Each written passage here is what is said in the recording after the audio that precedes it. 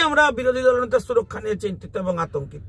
আমি অনুরোধ করব রাজ্যের মুখ্যমন্ত্রীকে ক্ষমা চান, পদত্যাগ করুন। ভালো হয়েছে, কাকু তো সব পেয়েছে ভয়েস স্যাম্পল।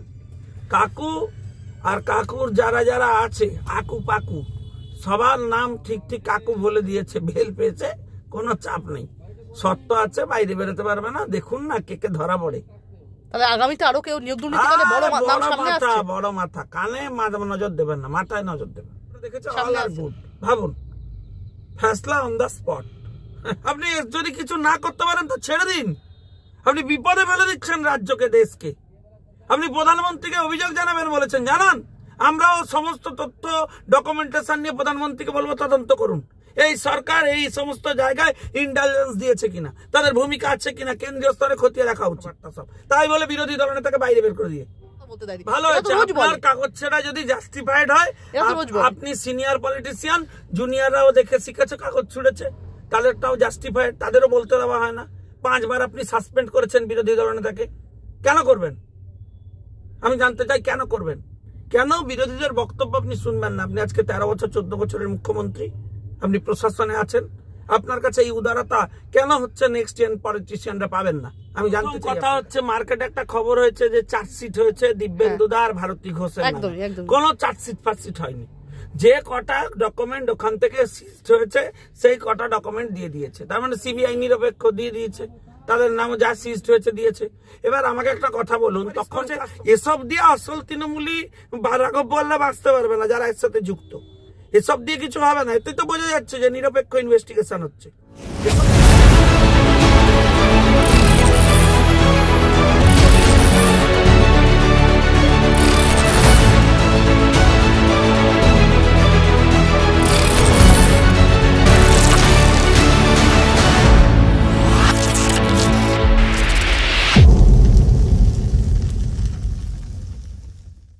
আমি প্রথমে একটা যে প্রশ্নটা রাখবো, মহাকুম্ভ এখন মৃত্যু কুম্ভ হয়ে গিয়েছে। একদম প্ল্যানিং না করার জন্য এত মৃত্যু হয়েছে। বিধানসভায় বক্তব্য রাখার সময় সরাসরি এই অভিযোগ তুললেন বাংলার মুখ্যমন্ত্রী মমতা। কুম্ভের বিরোধিতা মানব না, কুম্ভের অপমান সারা হিন্দুস্থানের অপমান। আমি অনুরোধ করব রাজ্যের মুখ্যমন্ত্রীকে ক্ষমা চান, পদত্যাগ করুন। এত হিন্দু বিরোধিতা, এত বিদ্বেষ আমাদের প্রতি আপনাকে কেন বলতে হচ্ছে? আজকে আপনাকে কেন প্রকাশ্যে গিয়ে বলতে হচ্ছে? আপনিও ব্রাহ্মণ বাড়ির মেয়েটা বলতে কেন হচ্ছে আমি জানতে চাই। কেন বলতে হচ্ছে? ভয় পাচ্ছেন তো কুম্ভকে? ভয় পাচ্ছেন হিন্দুদের এই একতাকে, এই এক হওয়াকে? হিন্দুরা এক হলে হরিয়ানা হতে পারে, হিন্দুরা এক হলে মহারাষ্ট্র হতে পারে, হিন্দুরা এক হলে দিল্লি হতে পারে, হিন্দুরা এক হচ্ছে বাংলাও হবে। আপনি তৈরি থাকুন। আপনাকে ভয় পেতে হবে, আপনাকে এফেক্টেড হতে হবে, এবং আপনি তৈরি থাকুন। কুম্ভকে যেভাবে আপনি অপমান করেছেন, আগামী দিনে হিন্দুরা তার উত্তর দেবে। ক্ষমা চান, ক্ষমা চান মুখ্যমন্ত্রী, ক্ষমা চান। মমতা বন্দ্যোপাধ্যায় তো বলছেন কুম্ভে গিয়ে 30 জন মারা গিয়েছে। কত হাজার হাজার, একদম পবিত্র জল এখন বিষাক্ত হয়ে গেছে। উনি তো কংগ্রেস থেকে আসছেন, কংগ্রেসের সময় কতজন মারা গেছিলেন আমি তুলনা করতে যাই না, কিন্তু আপনি আমাকে বলুন অন্যান্য ধর্মেরও তো অনেক জমায়েতে অনেক লোক মারা যায়। ক্ষমতা আছে ওই ধর্মের ওই জমায়েতকে অসম্মান করবেন? কোন ধর্মের ক্ষমতা আছে ওনার? ভাই, হিন্দু বিরোধিতা কি সেকুলারিজম? যেভাবে হিন্দু বিরোধিতা করছেন, কেন করছেন আপনি? আমি জানতে চাই। শুধু কয়েক % ভোটের জন্য? আরে ধর্ম সবার আগে আমাদের কাছে। আমাদের ভাবাবেগকে কেন আক্রমণ করছেন? হিন্দু বিরোধিতা করলে আপনার হয়তো রাজনৈতিক লাভ হবে, কিন্তু আপনি মনে রাখবেন যে এই হিন্দু বিরোধিতা ভবিষ্যতে আমাদের ক্ষতি করে দেবে। আমরা চাই না পশ্চিম বাংলাদেশ তৈরি হোক, পশ্চিম বাংলায় থাকুক।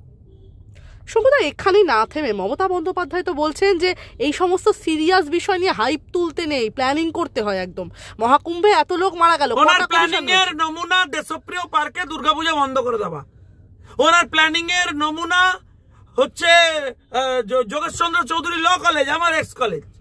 সেই কলেজে সরস্বতী পুজো করার জন্য হাইকোর্টে যেতে হয়। এটা ওনার প্ল্যানিং এর নমুনা। ওনার প্রশাসনিক প্ল্যানিং এর নমুনা যে 24 পরগনা, মালদা, মুর্শিদাবাদে একাধিক জায়গায় আমাদের হিন্দুদের মিছিল বার করতে হলে পর্দা ঢেকে দিতে হয় মন্দির। ওনার প্ল্যানিং এর নমুনা হচ্ছে নির্দিষ্ট বিশেষ দিন থাকার জন্য আমাদের হচ্ছে বিসর্জনী শোভাযাত্রার ডেট চেঞ্জ করতে হয়। ওনার প্ল্যানিং এর নমুনা এটা। আমাদের বেলায় এই প্ল্যানিং গুলো হয়, অন্য সময় হয় না। কেন? আমার প্রশ্ন আপনার কাছে, কেন? সঙ্গে আমি একটা প্রশ্ন তুলবো। এরপরে গঙ্গাসাগরের প্রসঙ্গ তুলে মমতা বন্দ্যোপাধ্যায় বললেন যে আমি কোটানকোট বলছি, মুখ্যমন্ত্রীকে বলতে শোনা গেল আমরা গঙ্গাসাগর মেলার সময় কোনো ভিভিআইপিকে অ্যালাউ করি না। এরপরেই ধর্মের নামে রাজনীতি করার অভিযোগে বিজেপিকে আক্রমণ করে বিরোধী দলনেতা গঙ্গাসাগর মেলার সাথে কুম্ভের তুলনা। আপনার শুধুমাত্র পশ্চিম বাংলা থেকে কুম্ভে 2 কোটি লোক গেছে, তারা আপনার গঙ্গাসাগরে গেলে ভেসে যেত। গঙ্গাসাগর যেটা যার ধর্মীয় আচরণের জায়গা, আপনি আমার ধর্মীয় আচরণকে এভাবে ব্যঙ্গ করতে পারেন না। আপনার ব্যবসায়িক দৃষ্টিভঙ্গি ব্যবসায়িক ভাবে ব্যবহার করুন, ধর্মীয় আচারকে তাতে কানেক্ট করাবেন না প্লিজ, ফর গডস সেক। আপনি কেন ব্যবস্থা নেননি বিকাশ বাবুর বিরুদ্ধে? ওনার ওই ধর্ম নিরপেক্ষতাকে কেন প্রমোট করেছিলেন যখন উনি প্রকাশ্যে গরুর মাংস খেয়েছিলেন? কেন ব্যবস্থা নেননি? কেন আমার ধর্মীয় ভাবাকে আঘাত লেগেছিল তখন আপনি অ্যাকশন নেননি? আমি জানতে চাই আপনার কাছে কেন নেননি? শঙ্কুদা, একদম বিরোধী দলনেতার উদ্দেশ্যে মমতা বন্দ্যোপাধ্যায় বলছেন যে গতকাল বিধানসভার বাইরে কি বলেছেন, আমি ভিডিও দেখেছি, উনি বলেছেন হিন্দু ধর্মের কথা বলতে গিয়ে সেই কারণে কি বহিষ্কার করেছেন? আমার প্রশ্ন সেই কারণে, বিরোধী শূন্য বিধানসভায় বক্তৃতা রাখেন কারা? যাদের সাহস নেই। আমি রাজনীতি যার কাছে শিখেছি তিনি তো আমাকে শিখিয়েছিলেন যে বিরোধীদের সামনে দাঁড়িয়ে চোখে চোখ রেখে প্রশ্ন করবে। তাহলে বিরোধীদের বার করে দিয়ে এই লড়াইয়ের মানে কি? তারাই তো সেই লড়াই করে যারা বিরোধীদের ভয় পায়। শুভেন্দু অধিকারী আজকে যদি হলের মধ্যে থাকতো আপনার কি অসুবিধা হতো? মমতা বন্দ্যোপাধ্যায় প্রশ্ন করছেন শুভেন্দু অধিকারী কবে থেকে হিন্দুদের নেতা হয়ে গেলেন? এখন মুশকিল হচ্ছে যারা হিন্দু বিরোধী তারা যদি হিন্দুদের নেতা ঠিক করে দেন তাহলে আমাদের কিরকম বিপদ আপনারা ভাবুন আগামী দিনে হতে চলেছে।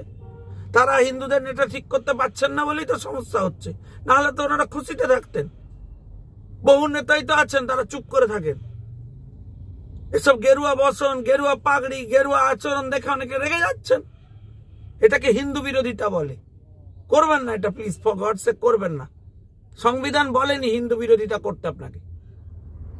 শুধু আমি একটা প্রশ্ন করবো, মুখ্যমন্ত্রী মমতা বন্দ্যোপাধ্যায় বলছেন শুভেন্দু অধিকারীকে উদ্দেশ্য করে, তিনি বলছেন আপনি কথায় কথায় ধর্মের নামে রাজনীতি করেন, ধর্ম নিয়েই তো করে খাচ্ছেন। কে ধর্ম নিয়ে রাজনীতি করছে না?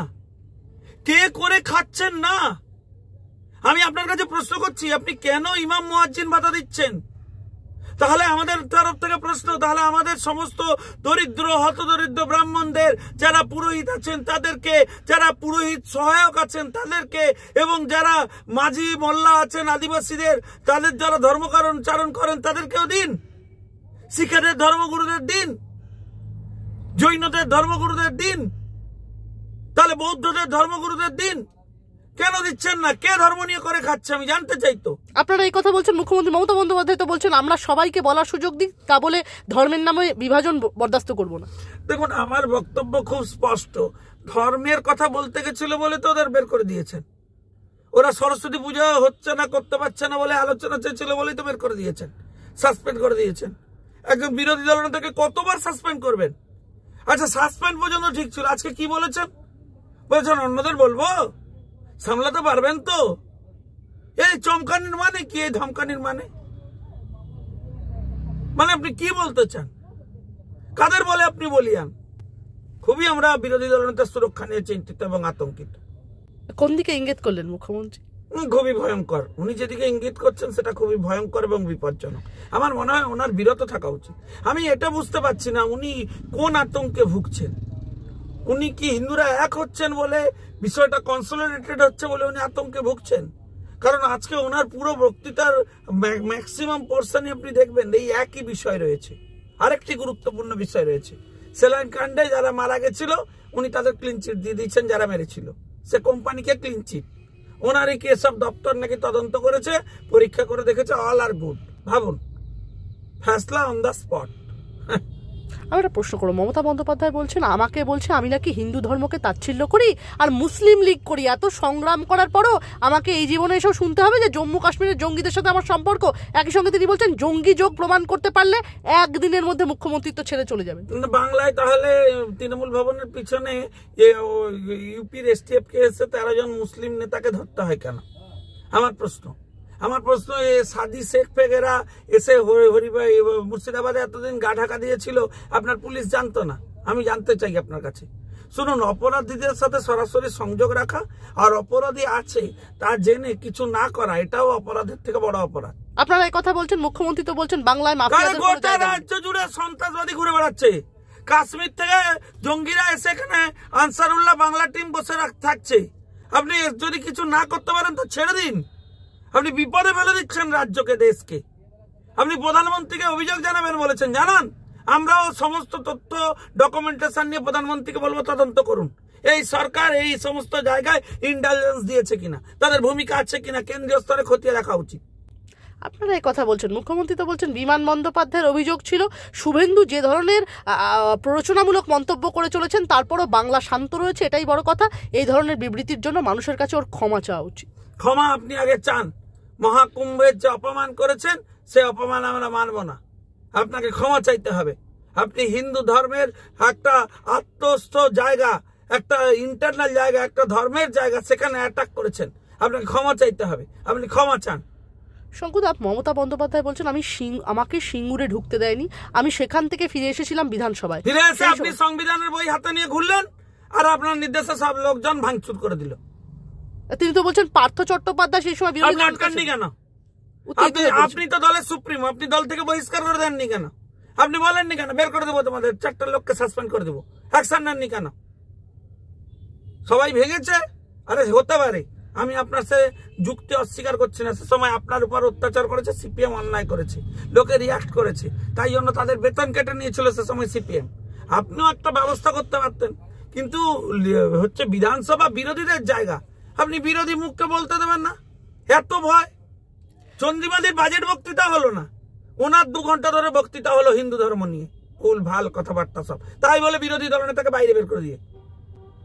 শঙ্কুদা, অধিবেশনে বক্তব্য রাখতে গিয়ে এদিন মুখ্যমন্ত্রীকে বলতে শোনা গেল, আমি তখন কাগজ ছিঁড়েছিলাম কেন? আমি তখন একা ছিলাম সংসদে, আমাকে কোনো কিছু বলতে দেওয়া হতো না। বিজেপি, সিপিএম, কংগ্রেস একসঙ্গে আমাকে বলতে দেয়নি। 7 দিন ধরে নোটিশ দেওয়ার পরও একটা কথা বলতে দেয়নি। ভালো হয়েছে, আপনার কাগজ ছেঁড়া যদি জাস্টিফাইড হয়, আপনি সিনিয়র পলিটিশিয়ান, জুনিয়ররাও দেখে শিখেছে কাগজ ছুঁড়েছে, তাদেরটাও জাস্টিফাইড, তাদেরও বলতে দেওয়া হয় না। 5 বার আপনি সাসপেন্ড করেছেন বিরোধী দলনেতাকে, কেন করবেন? আমি জানতে চাই কেন করবেন? কেন বিরোধীদের বক্তব্য আপনি শুনবেন না? আপনি আজকে 13 বছর 14 বছরের মুখ্যমন্ত্রী, আপনি প্রশাসনে আছেন, আপনার কাছে এই উদারতা কেন হচ্ছে নেক্সট জেন পলিটিশিয়ানরা পাবেন না? আমি জানতে চাই আপনার কাছে, আপনি কেন বলতে দেবেন না? একদমই। শঙ্কুদা, আমার শেষ কয়েকটা প্রশ্ন। নিয়োগ দুর্নীতি মামলায় একদম সুজয় কৃষ্ণ ভদ্রের অন্তর্বর্তী জামিনের আবেদন মঞ্জুর করলো হাইকোর্ট। 31শে মার্চ পর্যন্ত কালীঘাটের কাকুর অন্তর্বর্তী জামিন মঞ্জুর হয়েছে। সে ভালো হয়েছে, কাকুর তো সব পেয়েছে ভয়েস স্যাম্পল। কাকু আর কাকুর যারা যারা আছে আকু পাকু সবার নাম ঠিক ঠিক কাকু বলে দিয়েছে, বেল পেয়েছে, কোনো চাপ নেই। সত্য আছে, বাইরে বেরোতে পারবে না। দেখুন না কে কে ধরা পড়ে। তাহলে আগামীতে আরো কেউ নিয়োগ দুর্নীতি কালে বড় মাথা কানে নজর দেবেন না, মাথায় নজর দেবেন। সামনে আসছে তাহলে বলছেন, তাই তো? আচ্ছা, সব মিলিয়ে আগামী সপ্তাহেই চূড়ান্ত হয়ে যাবে কে রাজ্য বিজেপি সভাপতি হচ্ছেন। আপনার কাছে কি কোনো খবর আছে? আপনার সাথে মোহনজির কোনো কথা হয়েছে? আপনার পছন্দের তালিকায় কারা? যে কোনো পছন্দ নেই, আমার দল যাকে বলবে সেই আমার নেতা, তাকে নিয়ে আমরা চলবো। আমার শেষ 3টে প্রশ্ন আপনার কাছে। একদম 2016 সালের প্রাথমিক নিয়োগ দুর্নীতি মামলায় চাঞ্চল্যকর তথ্য একদম সামনে এসেছে। তৎকালীন শিক্ষামন্ত্রী পার্থ চট্টোপাধ্যায়ের কাছে কারা কারা সুপারিশ করেছিলেন আদালতে পেশ করা সেই সিবিআই এর রিপোর্ট, তৃণমূল ও বিজেপি 2 দলেরই নেতা নেত্রীদের নাম রয়েছে। আচ্ছা, প্রথম কথা হচ্ছে মার্কেটে একটা খবর হয়েছে যে চার্জশিট হয়েছে দিব্যেন্দু আর ভারতী ঘোষের। একদমই একদম। কোনো চার্জশিট হয়নি। যে কটা ডকুমেন্ট ওখান থেকে সিজ হয়েছে সেই কটা ডকুমেন্ট দিয়ে দিয়েছে, তার মানে সিবিআই নিরপেক্ষ দিয়ে দিয়েছে, তাদের নাম যা সিজ হয়েছে দিয়েছে। এবার আমাকে একটা কথা বলুন, তখনকার সময় দিব্যেন্দু অধিকারী বা ভারতী ঘোষ যদি 20টা নাম প্রপোজ করতেন, লিখে রেখে দিন, 20টা লোকেরই চাকরি হয়ে যেত যদি ওদের জ্যাক থাকতো। লোক নেতা, এরা পলিটিক্যাল লিডার, এদের কাছে লোক আসে, আমাদের কাছে লোক আসে, এই আশা নিয়ে আসে যে দাদা একটু করে দিন, আমরা লিখে পাঠিয়ে দিই। কিন্তু আইনের পথে চলে, এক সেকেন্ড আইনি পদ্ধতিতেই তাদের চাকরি হয়, তাদের সিস্টেমে হয়। এবং এখানেও দেখবেন সেই আইনি পদ্ধতিতেই চাকরি হয়েছে, সেই আইনি পদ্ধতিতেই হচ্ছে যতজনের চাকরি হওয়ার হয়েছে, বাকি যাদের হওয়ার হয়নি। ফলে আপনাকে বুঝতে হবে আইনি সিস্টেমের মধ্যেই চাকরি হয়েছে। যদি পুরোটাই বেআইনি হতো, জালিগিরি হতো, সবার চাকরি হয়ে যেত। হয়নি তো, লিখে পাঠিয়েছে, নেতারা লিখে পাঠায়, তৃণমূলের লোকও পাঠিয়েছে, সিপিএম এর লোকও পাঠিয়েছে, বিজেপির লোকও পাঠিয়েছে, সবাই লিখে পাঠিয়েছে, হয়েছে। তাতে অপরাধটা কি?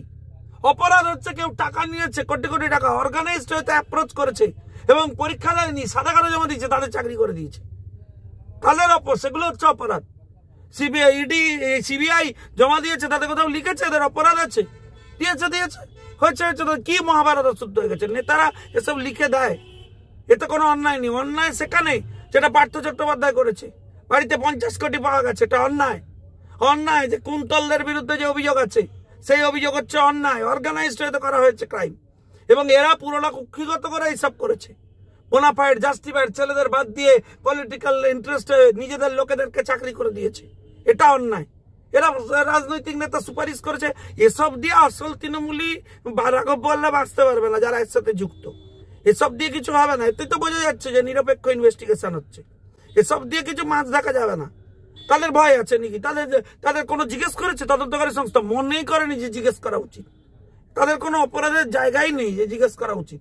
নাহলে তো 161 করতো, নাহলে তো তদন্ত করতো, জানতো। জানারই প্রয়োজন বোধ করেনি, এতটাই রিলিভেন্ট ডকুমেন্ট দিয়ে দিয়েছে। তাই তাহলে আপনি বলছেন সিবিআই এর যে চার্জশিট সেটা নাল অ্যান্ড ভয়েড পুরো? নো, দ্যাট পোরশন, সে পোরশনের কি আছে? তার দেখতে দেখতে যা দেখেছে তাই দিয়েছে, তাতে অপরাধের পোরশন কোথায়? আইনটা বুঝতে হবে তো।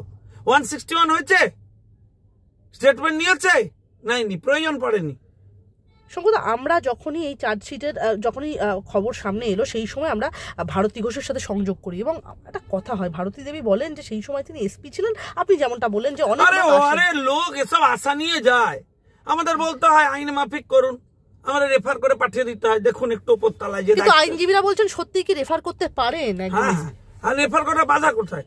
আপনি যদি কাউকে লেখেন যে দাদা একটু দেখে দেবেন আইনি পথেটা উজ্জ্বল থাকে, তো দেখে দেবেন, তাতে কি অসুবিধা? অপরাধটা কোথায়? কোন আইনজীবী আপনাকে সব গল্প বলেছে? সে ল পড়েছে আদৌ? তাকে বলবেন কোর্টে গিয়ে প্রমাণ করতে। তার থেকে আমি ল ভালো পড়েছি, কলকাতা বিশ্ববিদ্যালয়ে টুকে পাস করিনি, এন্ট্রান্স দিয়ে পড়েছি, আমি পড়িয়ে দেবো, ভালো করে বুঝিয়ে দেবো। এসব করে হবে না কিছু। এটাতেই তো প্রমাণ হয় তদন্তকারী সংস্থা নিরপেক্ষ তদন্ত করেছে। শঙ্কুদা, শুক্রবার রাতে জগন্নাথ চট্টোপাধ্যায়ের পোস্টে একটি লেখা লেখেন যে কোনো সেটিং নেই, কেউ ছাড় পাবেন না, একটু সময় লাগতে পারে। এভাবে সরাসরি দলেরই এক নেতা বিরোধী দলনেতা। দেখুন ভাই, আমি একটা কথা বলি, অনেক এসব নিয়ে আলোচনা হয়েছে। আমি বেসিক্যালি জগন্নাথের ভক্ত, জগন্নাথ দাকেও আমি খুব ভালোবাসি। জগন্নাথ দা একটু আবেগে কিছু একটা এসছে, কে পোস্ট করে দিচ্ছে, ওর কোন ছেলে এইসব করে ফেরে টুইট ফুইট। আপনাকে একটা জিনিস মনে রাখতে হবে, সে তার 1 বছরের পলিটিক্যাল কেরিয়ার জগন্নাথ দা, তাতে সে দায়িত্ব সহকারে একটা নির্বাচনে লড়েছে, সিউড়িতে হেরেছে, কিন্তু লড়াই করেছে সিউড়ির মতো জায়গায়। তারপরেও জগন্নাথ দা হচ্ছে দল ছেড়ে অন্যরা হলে বাড়ি গিয়ে বসে থাকতো। জগন্নাথ দা দলের সময় দিয়েছে, দল তাকে উপযুক্ত মনে করেছে, তাকে রাজ্য সাধারণ সম্পাদকের মতো দায়িত্ব দিয়েছে।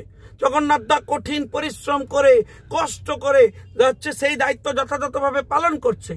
কিন্তু আপনার মনে রাখতে হবে, সবসময় কাজ যারা করে তাদের একটা আত্মা হয়ে যায়, আবেগতাড়িত ভুল হতেই পারে।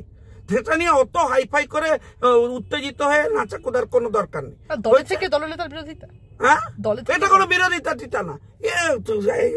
টুইটার ফুইটার ছেলেপুলেরা কারো দেখে, তারা দেখেছে একটা বিরোধিতা খবর বেরিয়েছে, একটা পোস্ট করে দিয়েছে। জগন্নাথ দার 1 বছরের পলিটিক্যাল অভিজ্ঞতা, তার রাজনৈতিক জীবন, সেই জীবনে সে যা পারফর্ম করেছে, আমি আমার আজকে 15-20 বছরের রাজনৈতিক জীবন কিছু করতে পারিনি। আমি এখনো চেষ্টা করছি, আমি শেখবার চেষ্টা করছি ভারতীয় জনতা পার্টি। ফলে আগামী দিনে এই সমস্ত ছোটখাটো ভুল শুধরে এগিয়ে যেতে হবে। আপনারা এই সমস্ত জিনিস দিয়ে যারা করছেন, তারা সব তৃণমূলী, তারা সব আমাদের বিরোধী, তারা বিরোধিতাই তাদের উদ্দেশ্য। এসব দিয়ে ভারতীয় জনতা পার্টিকে কালিমা লিপ্ত করা যাবে না, রুখে রাখা যাবে না। আর শেষ দুটো প্রশ্ন আপনার কাছে। সৌমিত্র খা, শঙ্কুদেব পণ্ডা, একদম উত্তরের শঙ্কর ঘোষ থেকে শুরু করে একদম বীরভূম বাঁকুড়া জেলার একাধিক আপনারা যারা বিজেপি নেতা, আপনাদের বিরুদ্ধে একদম শুভেন্দু অধিকারী বিরোধী দলনেতা, আপনাদের বিরুদ্ধে একদম শয়ে মিথ্যা রাজনৈতিক মামলা, দিলীপ ঘোষের বিরুদ্ধে মামলা, সে তো আমার মায়ের বিরুদ্ধে মামলা করেছে। জগন্নাথ চট্টোপাধ্যায় বা অমিতাভ চক্রবর্তীর বিরুদ্ধে কোন রাজনৈতিক মামলা সব তৃণমূলের ষড়যন্ত্র, তার বিরুদ্ধে কেস হয়, তাকে কোর্টে যেতে হয়। এসব কে গল্প আপনাকে দেয়? তার বিরুদ্ধে কোনো মামলা নেই, হ্যান নেই, তাকেও এসব ফেস করতে হয়। এসব গল্প দেবেন না, কোনো এসব কিছু হয় না। আর শুনুন, জগন্নাথ চট্টোপাধ্যায়, অমিতাভ দা, এদেরকে তৃণমূল ভয় পায় বলে কেস করে না।